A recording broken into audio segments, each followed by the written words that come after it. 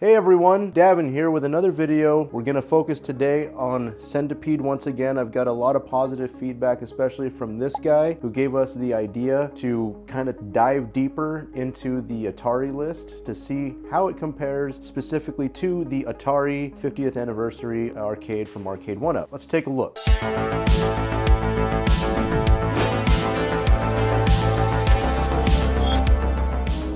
So we have 34 other games. We're gonna take a close look into all of them to see which ones are arcade games versus Atari 2600 games. Starting with Adventure. There was never an Adventure arcade game, just Atari 2600, so I think that one is pretty self-explanatory. It also takes a while to load. By a while, I mean like a modern day while. Like if it was back in 96, it'd be considered fast, but yeah, it takes like 3 or 4 seconds to load an Atari 2600 game. Agent X. Hard to tell if it was a 2600 game or if it was arcade. You guys let me know in the comments below. It's hard to tell on this one. I don't remember this one too much. It kind of reminds me of Cloak and Dagger from that one movie. Down to Air Sea Battle. This one's definitely Atari 2600 all the way. Aqua Adventure, probably 2600 as well. Yeah. Let's take a look at Berserk. That's quite the loading time. Did I break the thing? Oh, this is definitely arcade. This reminds me of Wizards of War. Arcade. I love these vector style games, especially when they start. Push left stick and start button to begin. That's oddly precise. Which one's considered the start button? Dude, I'm a freaking spider. With shooting powers. I just got defeated by a fly. The roller ball does not work for this one. Dude, how do you shoot left and right? Oh, I bet it's one of those like Asteroids type games. Get off my web. This is my web. This is also really hard, guys. Yeah. I feel like this thing is missing some controls for sure, which is a concern I read about in the comments. It like doesn't have the spinner. Bowling! Definitely Atari 2600 on this one. Do we need to... Oh, I can change the color of my shirt. All right, let's go with 40-year-old dad. Gutter Ball. Canyon Bomber.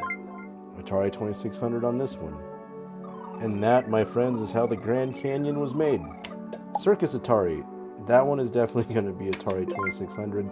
Let's take a look at it anyway, just for the funs. All right, that. Dark Chambers, 1988 Atari. This is definitely Atari, guys. Did I say 1988?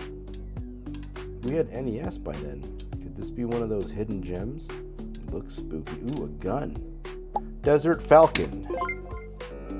If you didn't tell me that was supposed to be a falcon, I would have thought it was a jalapeno. On to Dodge 'em. Ooh, Atari 2600 on this one for sure. Pac-Man clone. The controls are just not optimal. Double Dunk. Atari 2600 got moves. Let's see y'all tick-tock this dance. Fast Freddy. This looks like another 2600 game for sure. Maybe 7800. Atari home console game. Fatal Run.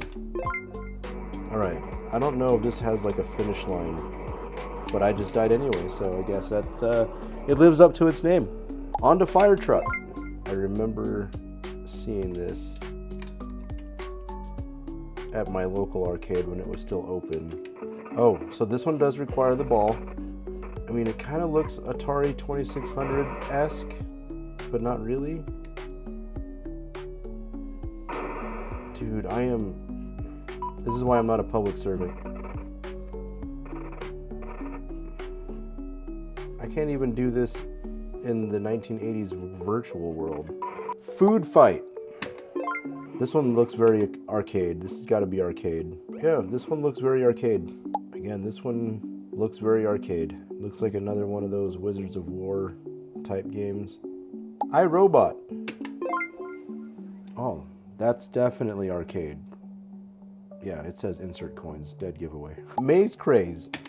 That's Atari, all the way. All right, we're done with that one. Boring. Moto Rodeo. A bunch of dudes on four-wheelers with Coors Lights. Atari 2600. 600 cell. A Moto Rodeo is monster trucks. Quad Run.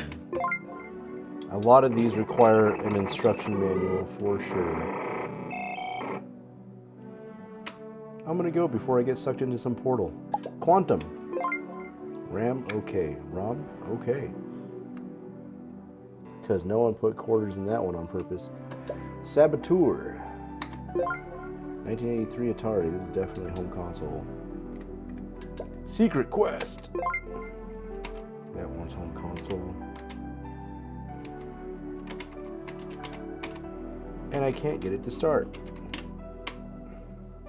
That's another thing. I feel like every single one of these games has a different way to start them. Once you get into that list of 34 games, they all have a different way to start them. Maybe there's more of a pattern to figure out. Like the Atari arcade games that were mixed into this just work like the instruction booklet says, which is press the first player, then the second player to start. So, but everything else seems like a mystery.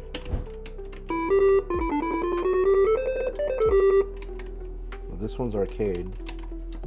On to Sprint. This one's another arcade game. I feel like this one requires like a gas pedal and a steering wheel. I'm pretty sure that's what that cabinet had. So that's another thing. They threw games on this list that required controls that this does not offer. I feel like Sprint was definitely one of those games. Super Breakout. Neat. One coin, one player. This the arcade version? I failed at Pong versus the most basic NPC ever. Twice. Super Bug. Was that the working title for Centipede? Oh, a VW bug. I could see the original arcade machine having a gas pedal down here because none of these buttons. On to Tempest, and so far, Tempest seems to be the only one worth a damn in this entire list. Unless you're just that into Secret Quest. And this one actually plays well. This is the arcade version. The spinner would have been optimal, but the trackball, once you get a hang of it, actually works really quite well. On to Ultra Tank. This is combat, but like for arcades. This does nothing.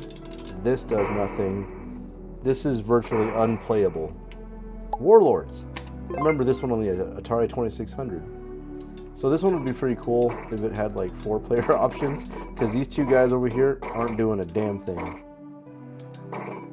This one just feels like another throw-in, because it's supposed to be a 4-player game. Yars Revenge, or Yars Return, sorry. I remember Yars Revenge, Yars Return. I didn't play. 2005 Atari? You see that?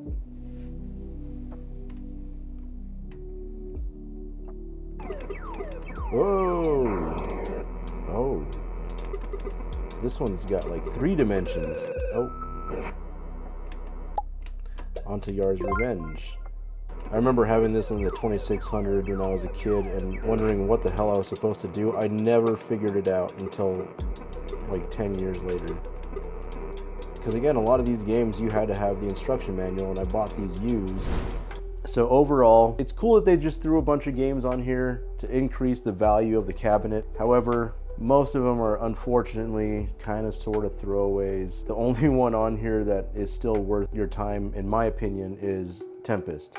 Onto the spinner situation. A lot of people are comparing this cab to the Atari 50th anniversary cab, which, side note, had an opportunity to get one.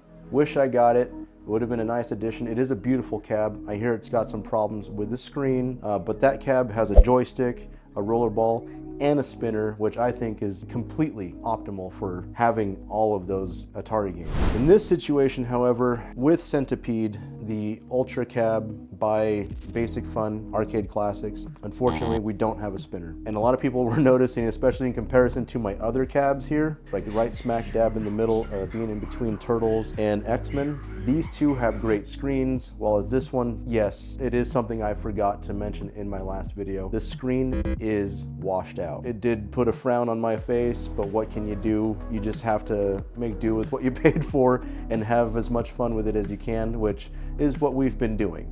I got this because Centipede was one of the first video games that my family played back in the early 80s. I wanted to bring that home. It was great that it has Asteroids on there. All the other arcade games that it shows on the box, those games play great. Again, Tempest was kind of a throw-in, doesn't have the spinner. They did that to save on cost. This also doesn't have a deck protector. There's a third-party company that is going to be making one for this Centipede cab, and yes, I am going to be getting one.